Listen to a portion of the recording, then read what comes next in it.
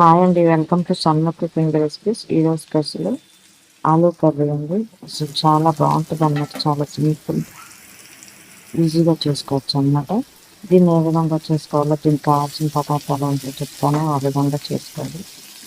చాలా చాలా బాగుంటుంది, అప్పటికప్పుడే చేసుకోవచ్చు అన్నమాట. నచ్చినట్లయితే లైక్ చేయండి, షేర్ చేయండి, సబ్స్క్రైబ్ చేయండి.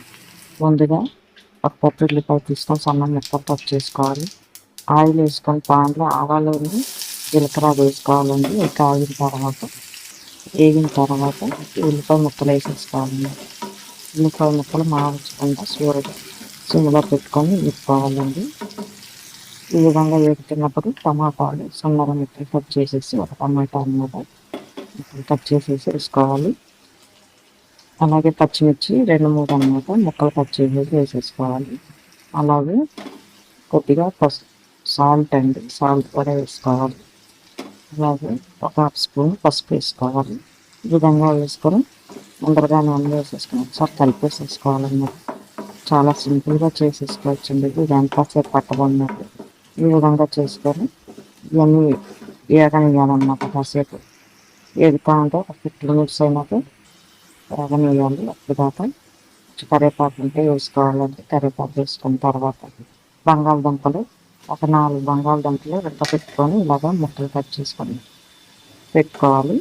ఇవి వేసుకోవాలండి. ఇందులో కొంచెం పెద్ద పెద్ద ముక్కలు అయితేనే చాలా బాగుంటుంది అన్నమాట.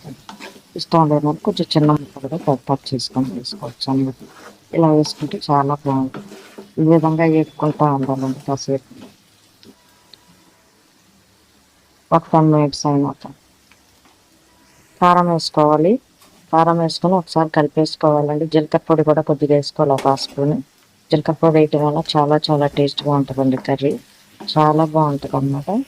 ఈ విధంగా చేసుకొని ఒకసారి కలుపుకున్న తర్వాత మూత పెట్టేసుకొని ఒక 10 మినిట్స్ అయిన తర్వాత తీస్తే మనకు ఆయిల్ పైకి వచ్చి ఇంకా చాలా టేస్ట్గా ఉంటుంది అన్నమాట. కర్రీని ఈ విధంగా అయిపోతే సరిపోతుంది అన్నమాట.